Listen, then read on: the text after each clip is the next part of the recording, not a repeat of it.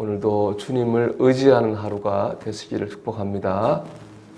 네, 오늘 읽은 이 시편, 제가 1절 읽었는데요. 우리 시편 1절에서 우리 시편이죠. 전체를 이제 묵상하는 말씀인데, 제가 어떻게 보면 제일 중요한 것 같아서 이 1절 한 절을 여러분과 같이 읽었습니다. 오늘 생명의 삶 큐티집을 보면요, 이 시편 전체의 말씀 묵상하면서 이런 기도를 드리고 있습니다. 악인의 길은 견고해 보이고 하나님은 너무 멀리 계시는 것처럼 느껴질 때도 여호와여라는 외침이 제 입술을 떠나지 않게 하소서. 이런 기도를 드리고 있습니다. 이 기도가 사실은 참 좋더라고요. 시편 본문, 시편 전체의 어떤 모든 걸 말씀해주고 있습니다. 먼저 악인의 길은 견고해 보이고 하나님은 너무 멀리 계시는 것처럼 느껴지는 상황, 그것이 바로 시편의 상황입니다. 악인은 너무 악하고 하나님 멀리 계신 것 같다는 거죠. 2절 말씀은 이렇게 되어 있는데, 악한 자가 교만하여 가련한 자를 심히 압박하오니. 악한 자가 너무 교만합니다. 그래서 약한 자를 막 압박을 합니다. 또 3절 보면 악인은 그의 마음의 욕심을 자랑하며 탐욕을 부리는 자는 여호와를 배반하여 멸시하나이다 그랬습니다. 악한 자가 욕심을 부리고 탐욕을 부리면서 하나님의 말씀을 무시합니다. 참 악한 자죠. 근데 여기서 이런 상황에서 믿음의 사람 다윗의 마음을 더 아프게 한 것은 악한 자들의 이 말입니다. 악한 자들이 이렇게 말하는데요. 4절을 보면 악인은 그의 교만한 얼굴로 말하기를 여호와께서 이를 감찰하지 아니하신다 하며 그의 모든 사상에 하나님이 없다 하나이다. 이 악한 자들이 악을 행하면서 하나님을 무시합니다. 결국에는요, 하나님은 없다고 말합니다. 이 말은 하나님 믿는 우리를 바보로 만드는 거예요. 하나님이 없다 이렇게 말한다고 하는 것은 하나님을 열심히 믿는 우리가 바보라는 얘기잖아요. 그런 상황인 겁니다. 악인이 악을 행하고 약한 자를 괴롭히고 하나님을 멸시하는데 하나님 없다고도 얘기합니다.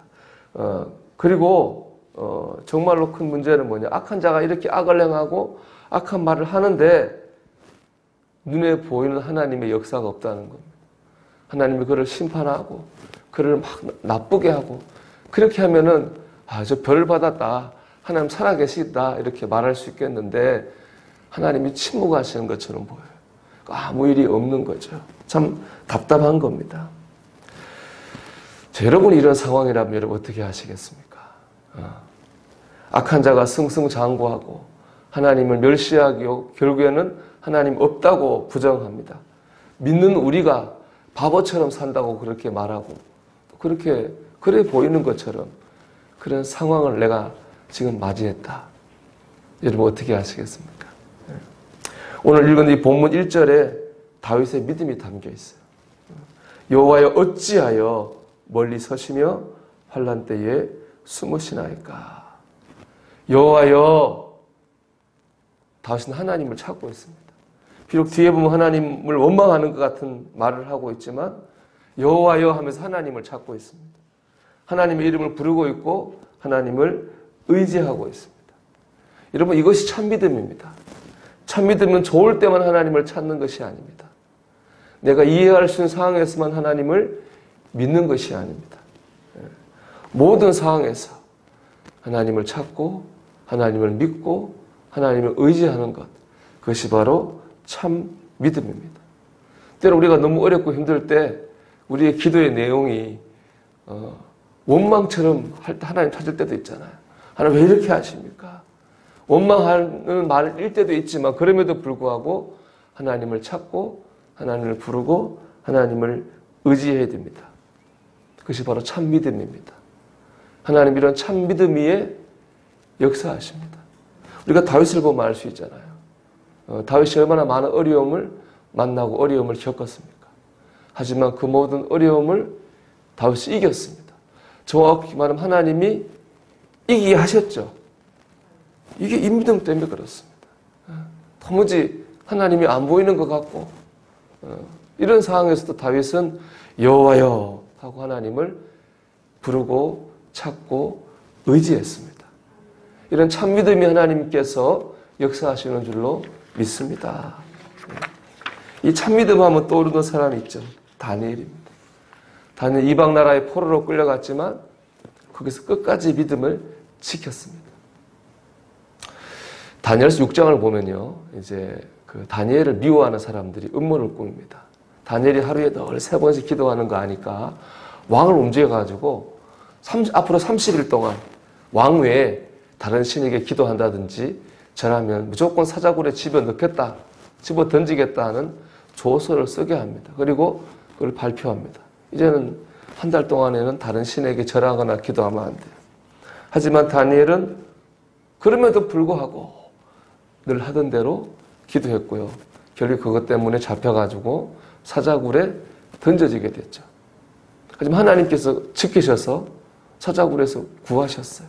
근데 그때 왕이 다니엘을 굉장히 아꼈거든요. 그래서 이제 다니엘을 사자굴에 던져놓고 그 다음날 돼가지고 다니엘을 던진 사자굴에 왕이 찾아갑니다. 그리고 이렇게 말을 합니다. 다니엘이 든 굴에 가까이 이르러서 슬피 소리질러 다니엘에게 묻되 살아계신 하나님의 종 다니엘아, 내가 항상 섬기는 내 하나님이 사자들에게서 능히 너를 구원하셨느냐 하니라.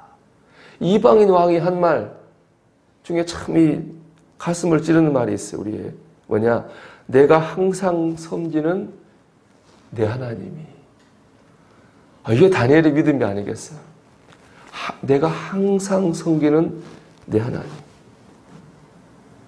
이방인의 눈에 보기에도 다니엘은 항상 하나님을 섬겼어요. 사자굴에 집어넣든지 풀무불에 집어던지든지 어떻게 하든지 어떤 상황에서 다니엘은 하나님을 믿고 하나님을 섬겼습니다. 참 믿음은 이런 것입니다.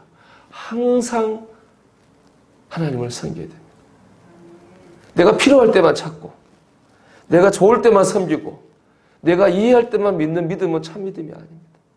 항상 악인이 승리한 것 같고 믿는 사람이 패배한 것 같은 보이는 그런 상황이라 할지라도 하나님을 섬기고 하나님을 찾고 하나님을 의지해야 됩니다. 이 말씀이 참 도전되지 않습니까? 내가 항상 섬기는 내 하나님이. 이 참믿음이고요. 이런 참믿음의 다니엘 하나님께서 그와 함께 하시고 그를 보호하셨습니다. 다니엘도 그렇고 다윗도 그렇고 참믿음으로 살았고 그런 참믿음으로 사는 사람은 하나님이 이기기도 하시고 지키시기도 하셨던 것입니다. 여러분, 우리가 참믿음의 사람이 되기를 소망합니다. 왕이 다니엘에게 했던 말, 내가 항상 섬기던 내 하나님이, 이 하나님이 내 하나님이 되기 원하고 이 믿음이 내 믿음이 되어서 다윗의 하나님, 다니엘 하나님이 내 하나님이 되는 그런 은혜를 경험하는 저와 여러분이 되시기를 주님의 이름으로 축원합니다.